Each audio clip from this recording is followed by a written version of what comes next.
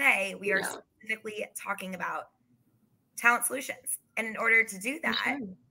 we are bringing in a fabulous, fabulous guest. We are. Should we bring her in now? What do you think? Let's bring Jen in. Hi, Jen. Welcome to the everyone. show. Thank you. First time on this type of situation. So excited to come in and chat with you both and get into it. I We can't are believe so you're first excited. time. What an honor. I know. Truly an honor. Well, we're very happy that you're here for sure. And I think to set the stage, let's kind of rewind things just a little bit. So that way, as Jen, you're our expert here today, you give everybody the rundown on things. Yeah, absolutely. So I am a director on the go-to-market team here at Hirewell. I have been here for coming up on a year, which is crazy, but I was part of a company called The Collective Search for about 3 years prior, and we were an acquisition over to the Hirewell team. At The Collective Search, our specialty has always been partnering with VC-backed SaaS startups, typically in the seed to Series D stages. And so our bread and butter was always foundational sales roles and then early team scale outs. So we're excited to help Hirewell partner a little bit more strategically on some of those searches. I think we just need a quick reminder of Hirewell's talent solutions. What better way to give a reminder than with a visual? So we'll talk about a few different things today, but first and foremost, Hirewell is an advisory. We're partnering with our clients on a variety of different talent solutions, and we offer a few different ones. So RPO, one-off search, and interim. And today, with Jen being on the show, we really want to zoom in on one of our one-off search offerings and kind of talk a little bit more about specifics, discussing the talent solutions for founding sales teams today. So we're really excited to walk through everything, but figured this little visual might help set the stage for what we're going to talk about. I think this is really, really good grounding. And I think with that center column, right, search in general, we're going to do a little bit of one-off chat, a little bit of volume chat. We mentioned Jen as the expert. Jen, before we force you to dive into this, it's been so fun. I have to say, like, I know you mentioned you're a director on go-to-market, as am I. I've learned so much from Jen. And in the year you've been here, we've already worked on countless of these. Again, we're really zooming in today on this specific type of talent solution, working with these founder-led sales teams, hiring.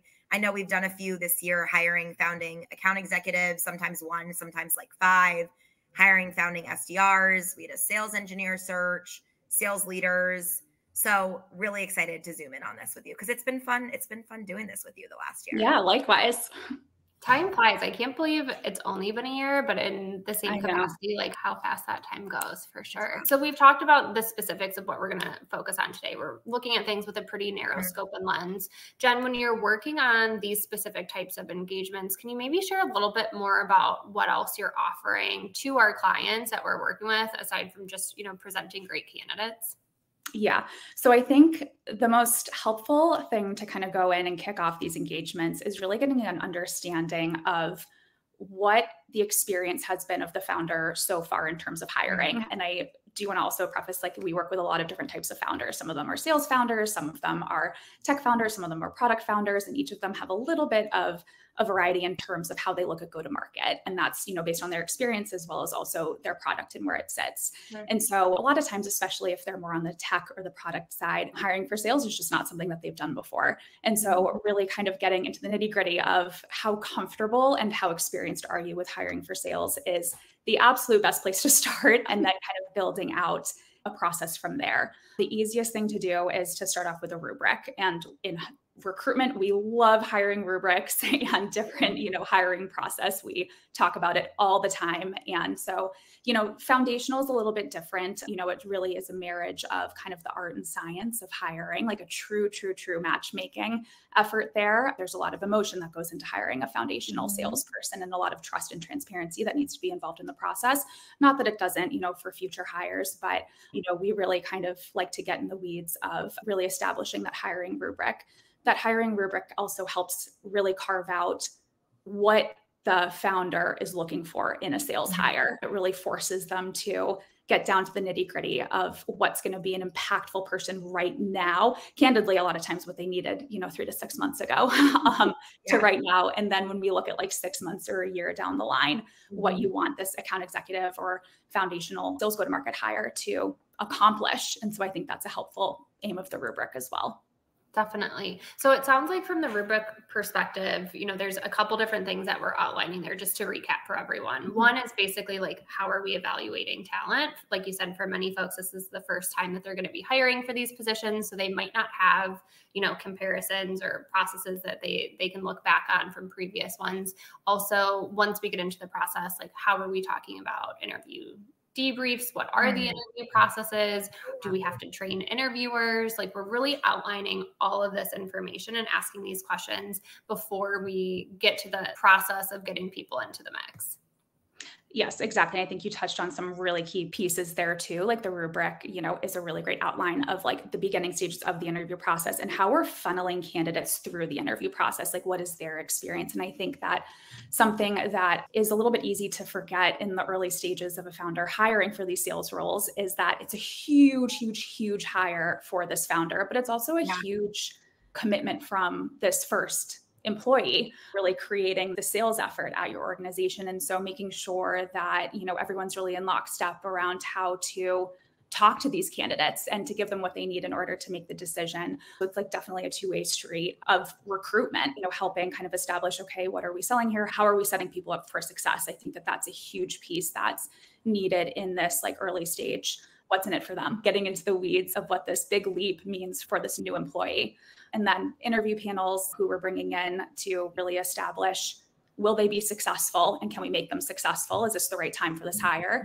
And then again, what success really looks like. How are we really assessing that in the interview process and then down the line, a couple months or year into the actual hire itself.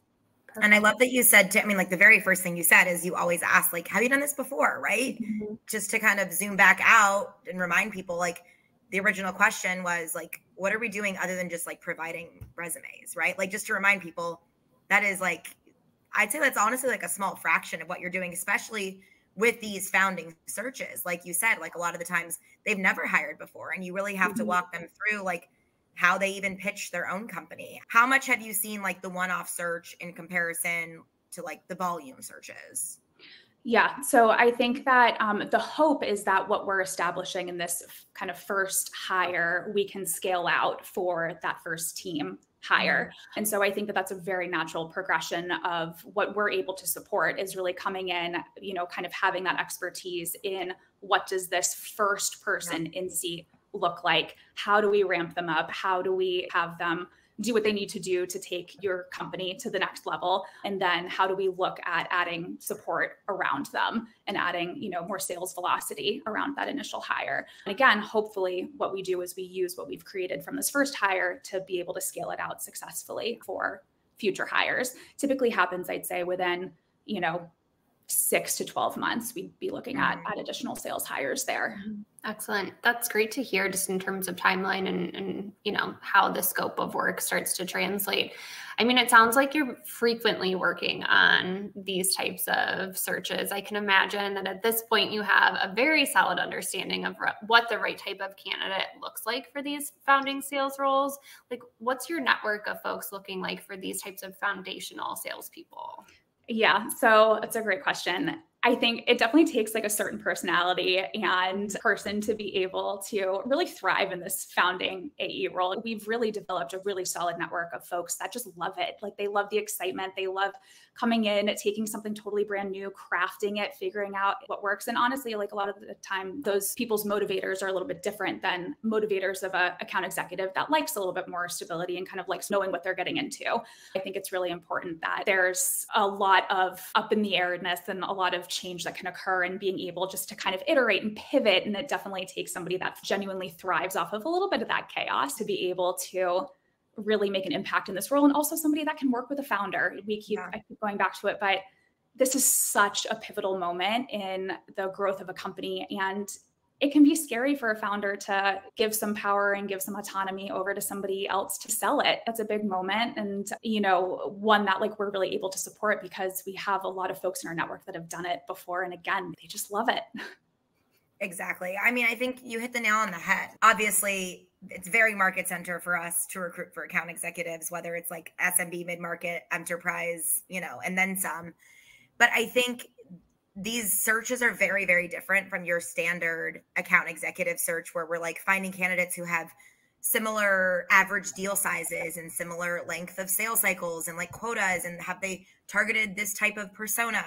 Like it is so much more than that, because we've created such an incredible network of these founding AEs who have that experience also, you know, yes, with those similar sales cycles and maybe in similar target persona, et cetera, but who have helped build out go-to-market strategies, right? And have helped find market fit. Like you said, like that is not something every AE is willing to do. Jump in where the product's like, you know, you're still testing product market fit and finding the right market, et cetera. Someone who's okay with working with that founder. So it definitely takes a very, very unique type of account executive. And I think, you know, just to kind of bring it home, you mentioned some of the other challenges in hiring for founding salespeople. Just the idea that it is such a pivotal and intense time. These companies are these founders like babies, right?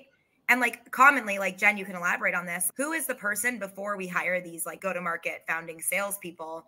Who has been doing the sales before they come in? The founder. Exactly. Putting yourself in their shoes, like this company is their baby. They've been doing all the sales themselves. And now like probably really difficult to be like, I'm going to hand over the reins and trust somebody else beyond myself to sell. Yeah. And I think, you know, to carry off of that, it's so fun to be part of this process. And honestly, like it's a privilege to be able to like both sit as a partner to our clients in this like huge moment. It's a really big deal for them, for their business, and then also be able to sit with our candidates with that. Candidly, like that's what makes it fun. But you know, it's really finding that right match. It's never like fitting a square peg into a round hole. It really is, like I always joke, like it's the mix of art and science, and like also like a little bit of kismet, where it really is just kind of a spark in someone's career and like really that perfect match. That's honestly like where it gets to be really fun. And, you know, you see people's careers really take off, and it's really special to be part of a really pivotal part of somebody's journey, both on the founder side and on, you know, the account executive side, and to be able to be a trusted advisor to our clients and really guiding them through this process is so rewarding. And I think just creates such a great relationship between us as we continue to help scale additional hires for them. I so appreciate everything that you've shared today, Jen, because, you know, often in the Hirewell update, we're constantly talking about how we're crafting solutions that fit best for our clients. And there's truly no one size fits all solution, but there are different solutions that we've crafted internally that we can use as like a starting point.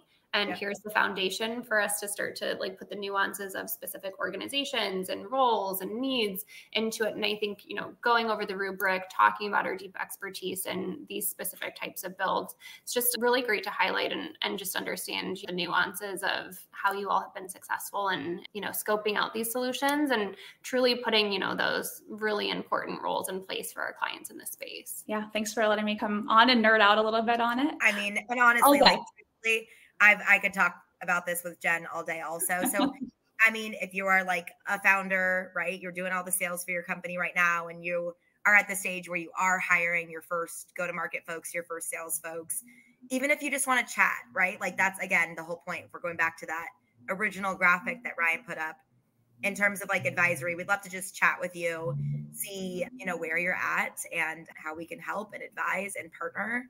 You know, we have a lot more to say about this. We sure do. We sure do. Well, Jen, thank you again so much for coming on today. It was great to have you. Thank you both. Thanks, Jen. See you soon. Bye. That is a wrap for this week's episode of the Hirewell Update. Thank you all so much for joining us. As a reminder, you can find all of our content at talentinsights.hirewell.com.